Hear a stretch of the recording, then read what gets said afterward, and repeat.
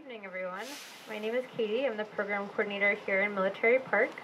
I'm pleased to welcome you to another night of Arts Network Night. We're here every Monday at about 6 o'clock, hearing from different artists each week about their background, the kind of art they create, and how they're a part of the fabric here in Newark.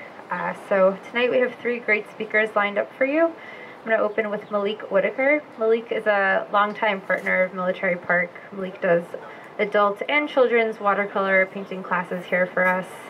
You can find Malik literally anywhere and everywhere in the city doing artwork at schools, camps, with adults, with kids. So Malik is all over the art scene and always volunteering his time when he doesn't have that much of it. So without further ado, Malik Whitaker, everyone.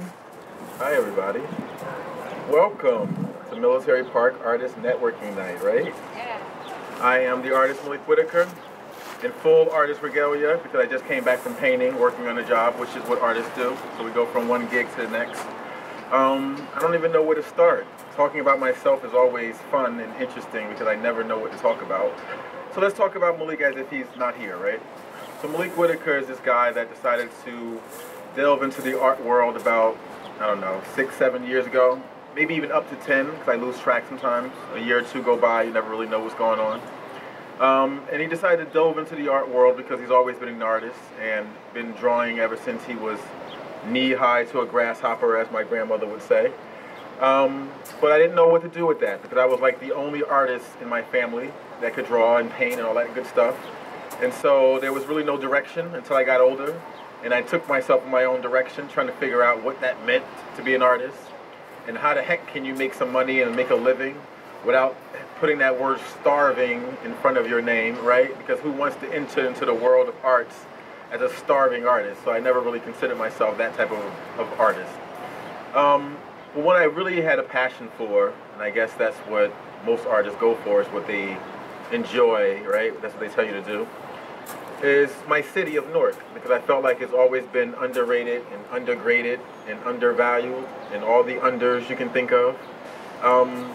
In many ways, right? And especially the people that live here and that come here, that work here, the people that were born here, so to speak, and grew up here. There's a whole voice and a whole nation of us who just never get recognized because there's that shadow of negativity that's looming over our heads from such negative press that people get and hear constantly. There's an echo.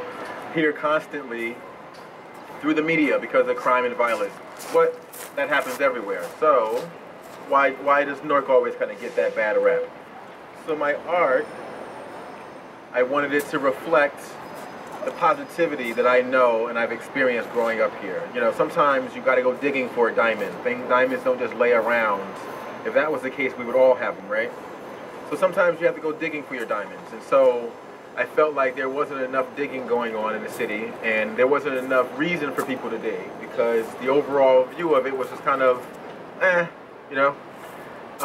And so my art was kind of birthed out of that. And so what I'm well known for, so to speak, is my Brick City project, where I paint scenes of Newark on bricks. And I love telling this over and over again because it never gets old. But I always wanted to figure out how I can display Newark in a non-traditional art form.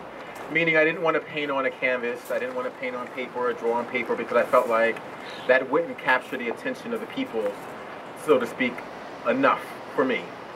And so I swear to you, it took me a good 2 years, and I counted, for me to figure out what I was going to do. And I didn't even figure it out, it kind of like landed in my lap. But I lived downtown Newark this time period, and I was walking down the street, and there was this building that wasn't abandoned, but some of the bricks were kind of like falling out of the building. And so me being just that 10-year-old boy still, I always just pick up random stuff on the street, right?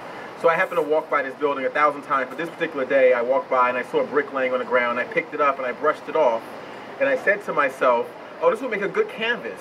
And as soon as I said it, it was like the light bulb literally went off in my head, and it was like Brick City, Newark, that was it. And so I went home, I took that brick home and did some paintings of Newark on the brick, and then showed it to some people just because I was experimenting. And then the attention and the encouragement I got from that was a little bit more than I expected. Because you never really know, when you have something that's a good idea until you kind of bounce it off of people. And so I did. And it's just kind of taken off from there in a good way. And so again, I forged most of my art and my passion for art by highlighting the people, places, and things that get very little attention because people just assume they know what the situation is, right? And so again, I focus my art on my community, educating young people, not necessarily young people, but other artists who have talent but might not necessarily know what to do with that talent. Because there's so many talented people in every aspect of art, singing, dancing, writing, you name it, that are out there that never have a voice, so to speak, because they don't know how to find it.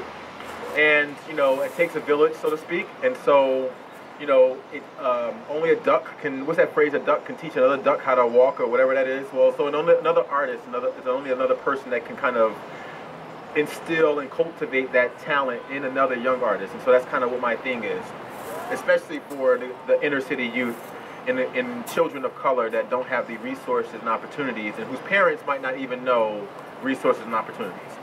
And so I try to make myself very visible for that sake. And so again, that's how I kind of connected with the military park and Katie, and just volunteering my time to come out to the park and do art with people. Because again, that was always something I saw growing up, but only in New York, right? We always, that was something far away in a fairy tale land. And I always wondered why there was never a place that people can go and just kind of do art with a group of people in Newark, right? Being that Newark is the third oldest city in the country, and also the largest city in New Jersey, so it's kind of weird that these things didn't happen. And so again, that's kind of where my passion was, again, instilling art and educating people who just didn't have that resource. And then that led me into actually working with artists who have disabilities. And so I work largely with artists now, currently, who have disabilities. And so physical or mental disabilities, there's so many artists that kind of get overlooked or just forgotten about, because, you know, you look at a person and you see a disability first, and you don't necessarily see an artist or a person for that matter. And so I've been doing that for a couple of years now, and I love it. I actually got a new student today, and he's like the most unique person. That's another reason why I love people who have unique characters that we call disabilities, right? Because to us, it's the non-normal, but to them, it's their normal. And to me, that makes them a very unique individual, because there's no one else like that person, because they have their own way of doing things that we take for granted because we're so busy with our hustle and bustle that we don't really pay attention to people who don't move at our same speed, so to speak. And so again, I like to cultivate that kind of creative energy in people who don't necessarily have that resource or that outlets. Because there's so many people in the world who get forgotten because people aren't trendy or aren't a part of the popular culture, whatever that might be at the time, right? And so that's my thing in a nutshell. And again, I try to go around and do different art forms and spread art, because I feel that when people see better, they do better. And then so in that being the case, you know, art is most necessary in the areas where you wouldn't necessarily want to go, right? Because those areas are void of the creative spirit, which is why there are places that you don't want to go, right? Which is why that negative energy sits there and festers, because someone didn't go there and create that positive energy to break all that up. Turn the kitchen light on, get those roaches out of there, right? So that's my thing. I like to go into communities and neighborhoods all around the state, soon the country, and then the world, so to speak, to offer another level of art and incitement to people, so that we can figure out what what that would be for us and what that would look like for each individual, because it's going to be different. And nature, the school systems, whoever else tries to put us in a box, and most artists are not box people. We operate at our own speed, at our own zone, in our own world, so to speak. And so I'm here for that, and I'm here to encourage the younger folks, so to speak, to do that and to kind of find whatever their passion is for life. And again, it doesn't even have to be art. But I feel like art is the first thing that we've learned when we were kids, because we were all doing something. Flips, putting on plays, writing stories that made no sense, drawing things that didn't look like what we said they would look like, right?